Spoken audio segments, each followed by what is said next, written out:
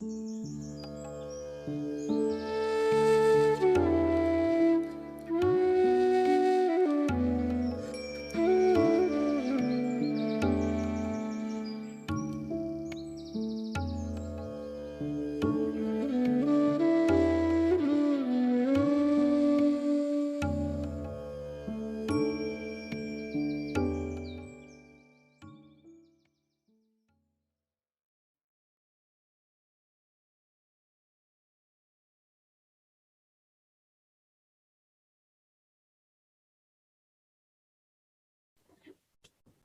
question is, having glimpsed the ultimate, why is the, or the absolute, why is the peace not felt?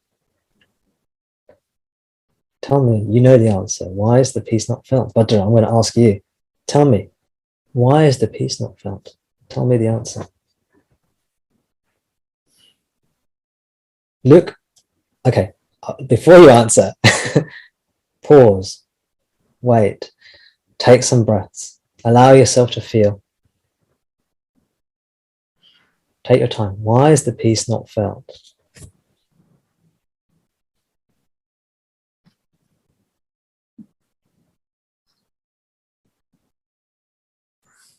I don't know. I'm trying to figure that out, actually, since so many days. It's been 3 weeks, actually. And after that, I've started watching more videos of yours. And I finally decided to come here. What are you looking for? Happiness. Happiness. There's some kind of energy, there's some kind of movement right now since 3 weeks in the body. I've been doing this since 1.5 years now.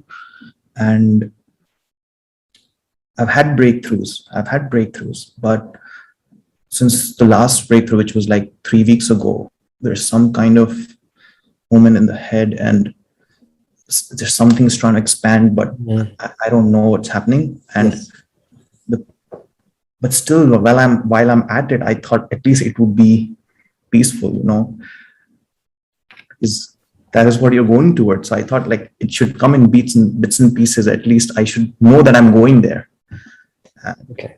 Please forgive me for what I'm about to say to you. Okay. Please do forgive me. See if you can hear what I'm saying. So sorry in advance if it's a bit harsh.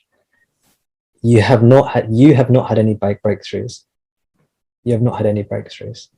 This is all illusion. Okay.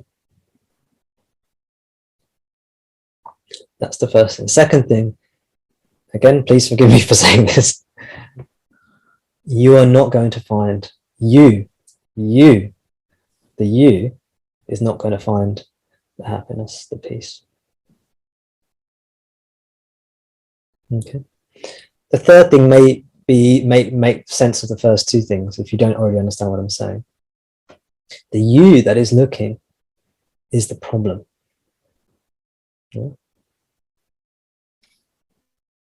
I get that. I know what you're saying, actually. The breakthroughs are a trap.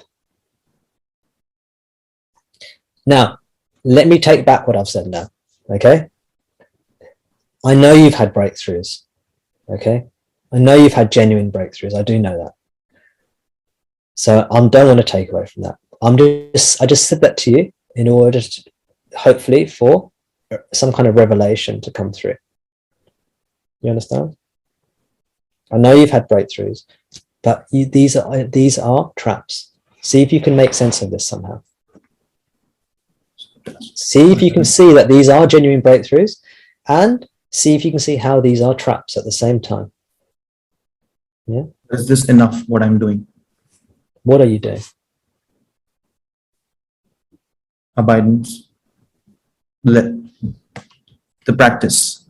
So it feels like you haven't even told me exactly what you mean by that, but it feels like you're doing too much. No, so okay, can I explain? So I don't try to abide or anything. So this is 24/7 on in the background, whatever I'm doing. Yeah. Right? Like it's not like I don't like the moment I wake up, it's on until I sleep. What song? Um,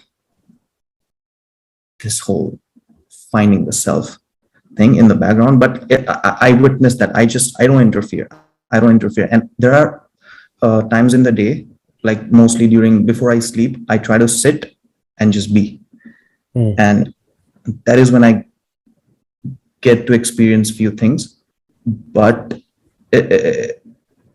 I know what you mean. Like I don't really interfere in anything. So Okay, why do you not feel the peace? I don't know. Like when I feel the peace, I felt the peace, but it is very momentary. It is for like that moment. Mm. And once the mind comes back, I feel like it is even it gets back even harder than before. Yes, yes. So it's like a test. I feel sometimes peaceful and relaxed, and I feel like, oh, it's working, and then suddenly like the mind will come back. And just try to be in the I am. And I know I've had this in 2018, and it wasn't a pleasant feeling, and it was after a retreat. But I don't want to get into the details, it'll take a lot of time. So since that time,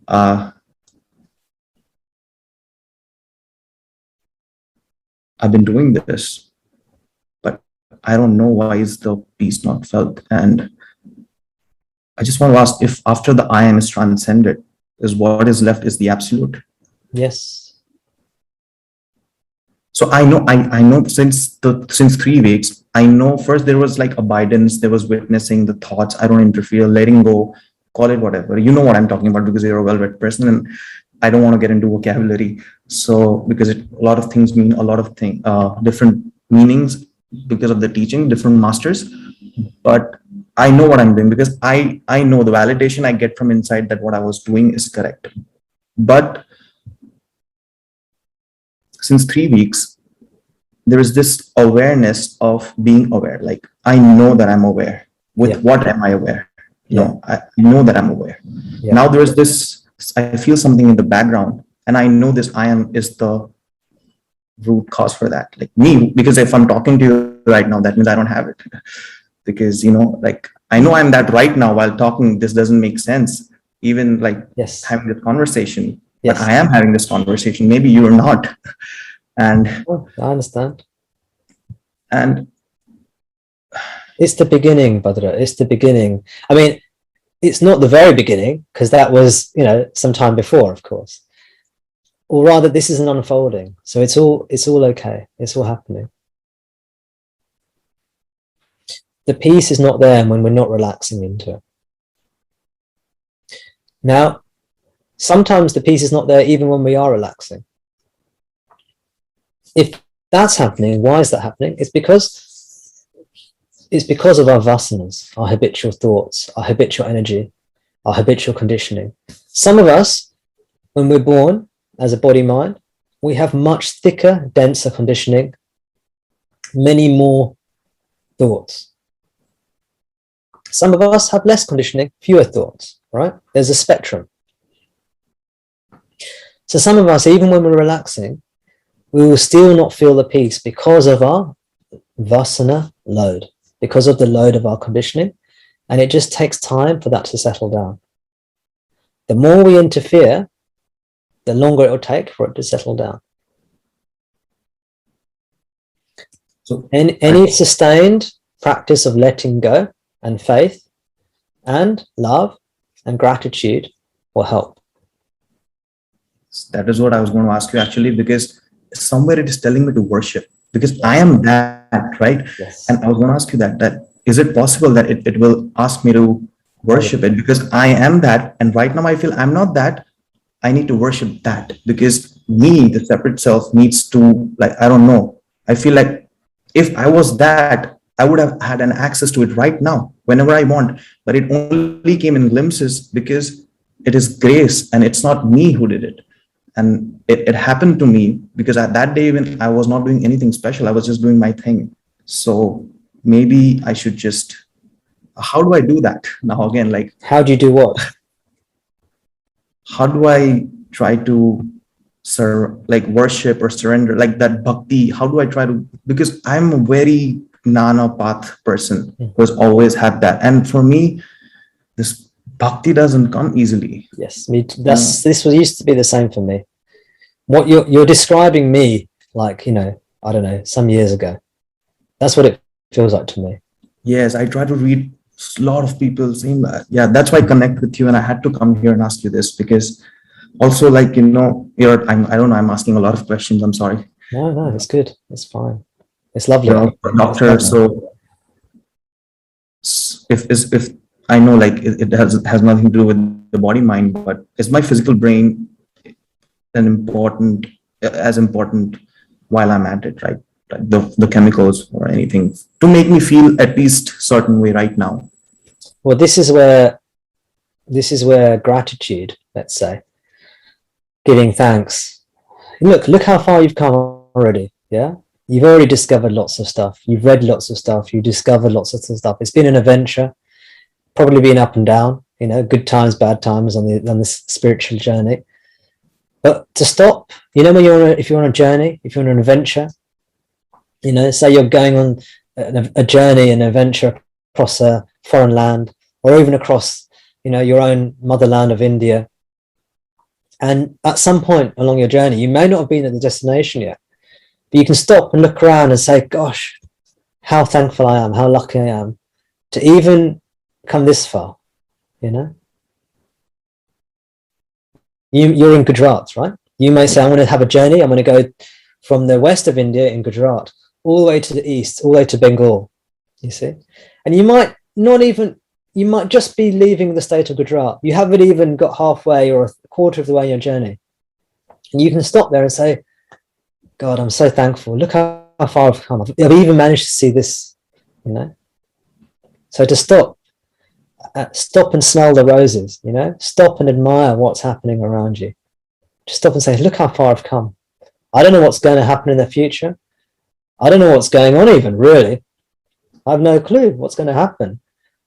I'm following these books and these teachings and these teachers. Who knows where it's going to take me? But I'm for God, or the power that the universe, if you don't believe in God, I don't know. You can say, universe, thank you so much for this moment. And you can come to stops and stand still and give thanks. Gratitude. Now, for me, for my journey, as somebody who had a predominantly intellectual approach and who was not interested in God and belief and love and faith, faith was really bad. I really didn't want faith. That wasn't interesting to me. And, devotion, it wasn't really something that I regarded with much. I didn't really admire it or respect it. But gratitude was something that I could understand. And gratitude, if you have an atheist type mind, or if you have a philosophical type mind, or if you're not particularly into God, or you don't really believe in God, or you're not sure about God, you're atheist or agnostic, then gratitude is a wonderful way in to bhakti. So to give thanks for whatever's happening, for where you've come so far, for all the blessings you've already received, which I know are many, for the gift of your mind, for the gift of, say you've got an able mind, you're able to read these texts and understand them and practice, the gifts you have. Where have these come from? The universe has given it to you. Your mind, your intellectual ability, hopefully your body is healthy. If your body is fully healthy, you can give thanks for that.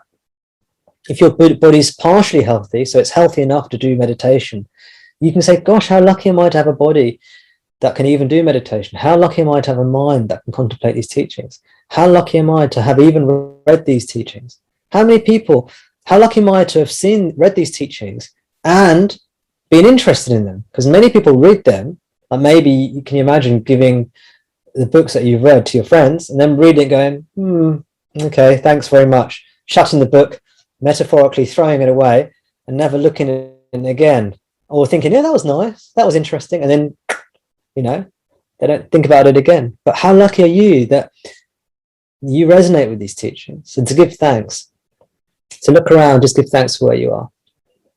This can be a wonderful way in. This is how I think a part of how bhakti started in me, through gratitude. Thank you, sir. Thank you so much. How would you think of my answer, Bhadra? What do you think? I think it's perfect because this is what I wanted. So I'm a kind of person, I also need constant outside validation from somebody who is there. And like it really helps. Okay. And thank you. And yes, just that this practice, because I also read things like there's some kind of healing that is required, and I don't really believe in that because I don't feel I'm at that stage wherein I have to go to somebody and talk and look within and like all this psychiatrist kind of things, because I know it won't help right now. But it's just like somewhere this mind is still in that state. And I told you, like, this energy that I feel in the same thing, what I'm sorry, I forgot the name. He spoke about insomnia, right? The same thing is happening to me right now. I'm not able to sleep, but I sleep in the day, so it's okay. But yes, but thank you so much. Thank you. You're very welcome. It's really nice to have you here as well. I'm glad you could be here too. Thank you. So I'm glad you emailed me and are here. So appreciation to you. I'm glad I can give you some helpful words.